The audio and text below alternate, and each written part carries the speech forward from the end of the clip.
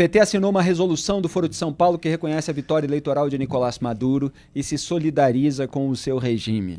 Pois é, foi só o pessoal olhar para o outro lado, aí o noticiário está em volta das eleições municipais, tem guerra ali, aí o PT vai, assina um documento, mas felizmente nós, jornalistas, estamos mostrando para as pessoas o que o PT faz. O documento foi elaborado em uma reunião do grupo realizada no México, antes da posse de Cláudia Sheinbaum à presidência do país. A secretária executiva do Foro de São Paulo, Mônica Valente, é integrante da executiva nacional do PT, estava presente, mas o partido não divulgou a resolução pró-Maduro em meio ao período eleitoral no Brasil.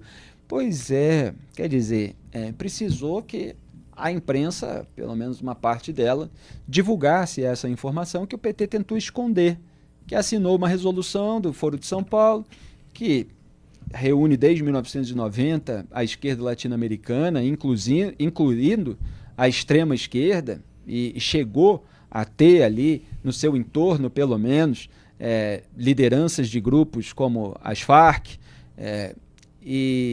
e agora o PT tenta esconder no período eleitoral que está legitimando a fraude eleitoral de Nicolás Maduro.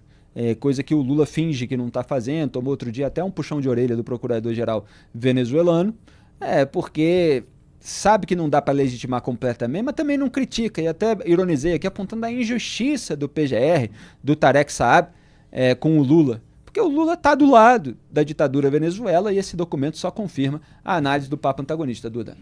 O PT nunca se atualizou, continua com as mesmas ideias retrógradas. A existência do Fórum de São Paulo prova isso. O Fórum foi criado no começo dos anos 90 com Fidel Castro, não tem nenhum compromisso democrático.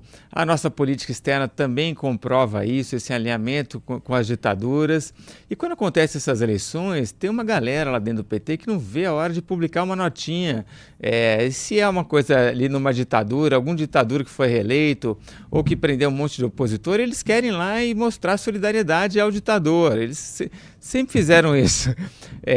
Só não fizeram isso quando alguns petistas que estão ali nos jornais, no governo, viram para aqueles lá de baixo e falam, esconde isso aí, não faça isso, né?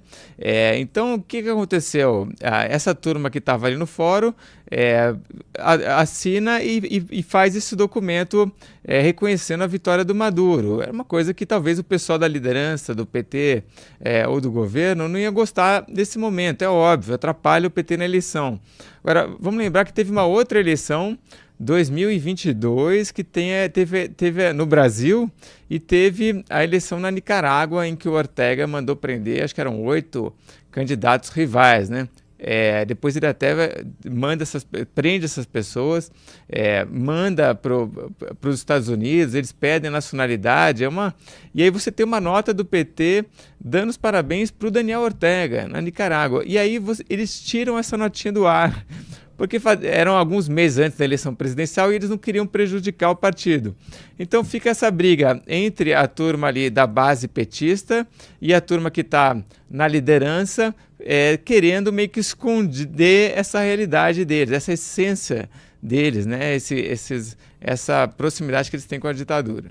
Muito bem, permanecemos ao vivo aqui e eu aproveito para complementar diretamente essa pauta, porque a resolução final do Foro de São Paulo, assinada pelo PT, assinala o seguinte, abro aspas, que as lutas das nossas forças políticas para a democracia continuam a ser urgentes nos nossos países, com a crescente ameaça do extremismo de direita, do neofascismo e do imperialismo, e que é fundamental a unidade de governos democráticos, progressistas e revolucionários.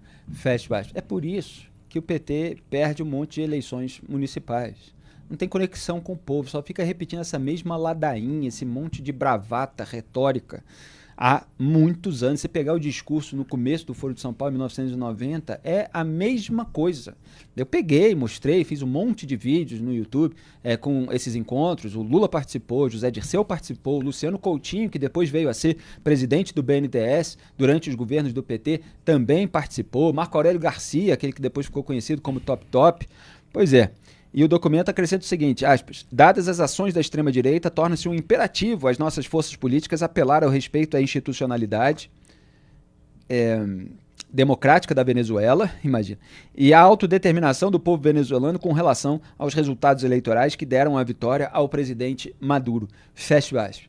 Quer dizer, em nome do combate ao extremismo de esquerda, o PT assina uma resolução que legitima uma fraude eleitoral.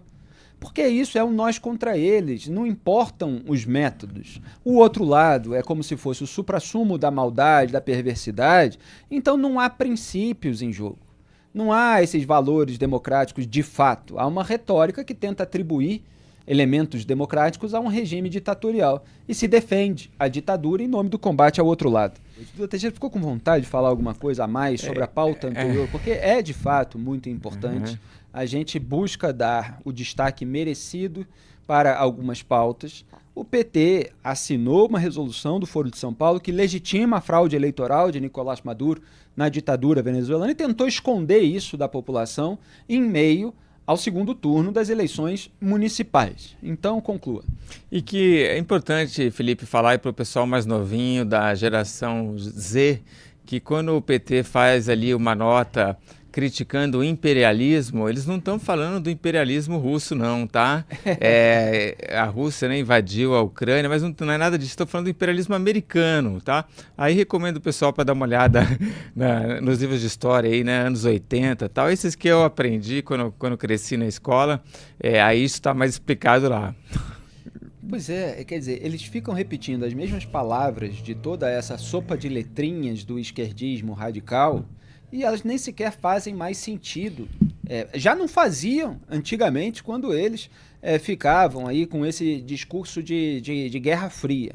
Agora menos ainda. Quer dizer, você tem um imperialismo russo, de fato, que é expansionista, que tenta resgatar o antigo território da União Soviética com a invasão feita na Ucrânia, com todos os bombardeios e o exército ucraniano tentando defender a população daquele Estado terrorista. Contra isso, eles não falam. É o anti-americanismo incondicional da velha esquerda petista.